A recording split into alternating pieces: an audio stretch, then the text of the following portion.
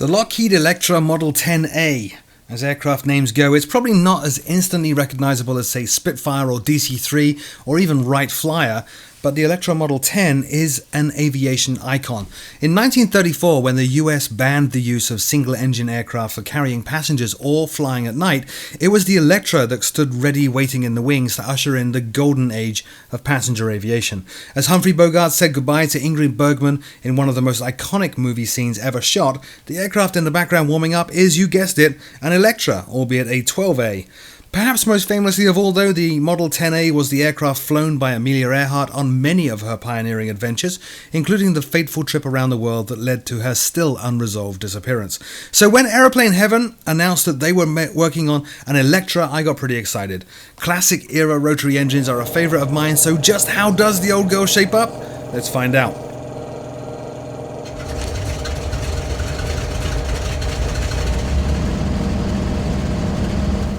The Electra was actually developed in the 1930s to directly compete with the Boeing 247 and Douglas DC-2, and while it did enjoy quite a lot of success initially, the rapid advance of technology through World War II left the aircraft looking a little too dated by the time 1945 rolled around. Even so, the Electra did continue to serve as a workhorse around the world for many years, right up to the late 70s.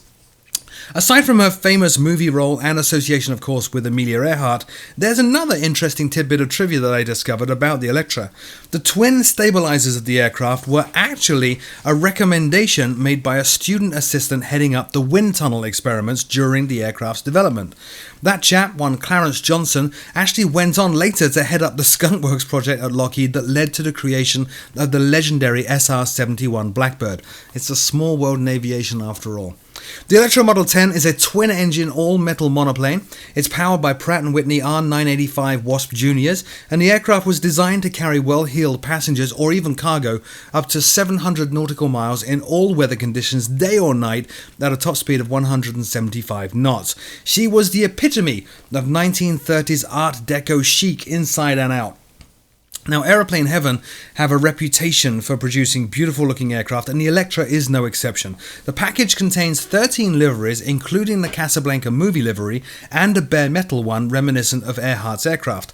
They've also done a great job conveying the differences between paints and materials. Metallic liveries shine and glisten and look dramatically different to the standard painted ones.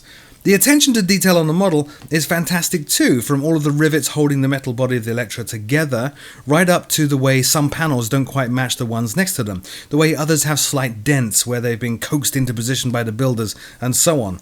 Of course, given the era of the aircraft, it's only right to add some Art Deco accents here and there. The main cabin, for example, is awash with 30s design styling, while the cockpit looks old and worn, but not grubby or dirty. Animations are plentiful and top-notch, with the exhaust nozzles of the engines vibrating realistically, accurate animations on the doors, stairs, control surfaces, and gear. In fact, it all adds up to an exceptionally beautiful aircraft that I couldn't help just staring at from time to time. It's one of those add-on aircraft that from certain angles just seems to cry out for a screenshot to post on social media to show just how beautiful these pretend flying things can be. Aeroplane Heaven didn't skimp on the sound either. The Pratt & Whitney engine noises are apparently very accurately reproduced, even down to the changes in tone of the engines in flight as you adjust the mixture to lean during the climb. It's a bit of a letdown though to hear some FSX and prepared preset default sounds in places, such as the familiar odd fuel pump noise that we've had in most aircraft since the dawn of time. Overall though, the attention to detail in the sound, the animations, the modelling, the liveries, everything here just adds up to a really high quality package aesthetically, but unfortunately one that some of you will feel is let down as soon as the plane starts moving. This is actually the part of the review that's actually very hard to get right. Add-on aircraft should all, no matter what their level of fidelity, look and sound great today, and the Electra obviously does. When it comes to actually managing the aircraft under power though, there are really three specific audience groups. Those that want an accurate systems simulation, those that want an accurate flight simulation, and those that just want a virtual toy they can throw around the skies. Aerosoft Heaven seemed to have pitched this aircraft at a mix of flight simulation and virtual toy. Other publishers would call this a light aircraft in fact. You can certainly take the aircraft all the way from cold and dark and then back again somewhat accurately, or at least in the same switch and lever order that actual Electra pilots would. Within the cockpit, you also have accurate period equipment that is at once frustrating to get to grips with and also later a joy to really master. The navigation dials in particular fall into that category, but it's not in any way a deep system simulation. Things are not likely to break if you push them too hard, for example. Mess up the startup and you won't find yourself on subsequent attempts fighting against flooded carbs or fouled plugs. To be fair, it feels very much like you're pretending to start up and manage an Electra as opposed to simulating what it's like to work with the real thing. Think about that for a second. If you jump in an A2A B-17 or a PMDG 737, you feel like you're actually learning what it's like to really work with those two aircraft. After you start to get a grip on the way things work, you find yourself walking away with a new appreciation for what the pilots have to go through in the real world, and a sense of pride that you've gathered some insight into whether or not you might be able to do it for yourself, for real. That's not the case with the Electra. You feel sometimes that while you're flipping switches and moving levers, there probably isn't much in the way of consequence behind your actions. At one point, for example, in a long flight from Innsbruck to Geneva, I realized I'd left the pitot heat off, so I wasn't seeing any airspeed readout. A quick flick of the two pitot heat switches, and instantly I was seeing completely accurate speed readouts once again. I'm fairly sure with frozen pitot tubes that's not how things work in the real aircraft, but at least I went through the right steps to rectify the situation in my ongoing quest to pretend to be just like an Electra pilot. It's not a big deal, and more to the point, it isn't even a deal breaker if you're in that audience group of people that just want to fly a neat aircraft. Study and systems simulation nuts, however, you need to be a little bit aware that you're going to feel a little bit let down with this aircraft. On the ground, taxiing, something's very wrong. The Electra is a large all-metal frame, but on the ground in the sim, it feels like a tiny sport aircraft. It just feels like it wants to pick up speed and rocket away with far too little effort. It's pretty easy to have the aircraft even spin on its own axis in the turn as well. Maybe that's accurate. Never having flown a real Electra, I have no way of knowing, but it certainly feels a little bit odd. I was expecting something more along the lines of the A2A B-17, a big lumbering beast that takes care, caution, and more than a little forward thinking to turn and taxi. Now, Aeroplane Heavens say that the Electra was developed using the most accurate plans and data available. In the air, she certainly seems to fly by the numbers listed in the 20-odd page manual. I personally, though, would have liked to have seen in that manual also some performance charts and recommended settings for RPM and manifold pressure for the various phases of flight.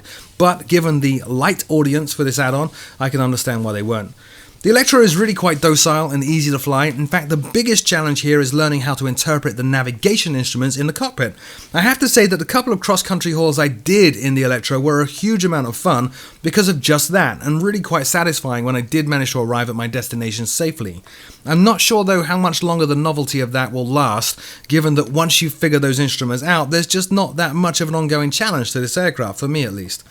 Everything about flying this aircraft though is easy. Takeoffs are a no-brainer, descent and landing are very simple indeed, with the Electra not only not wanting to gain great gobs of speed in the descent, but also being very compliant in bleeding speed prior to touchdown. I managed to squeak every single touchdown I tried without issue and was a little taken aback, given the visual fidelity of the model, to find that at touchdown there was actually no audible feedback that I was actually even down on the ground.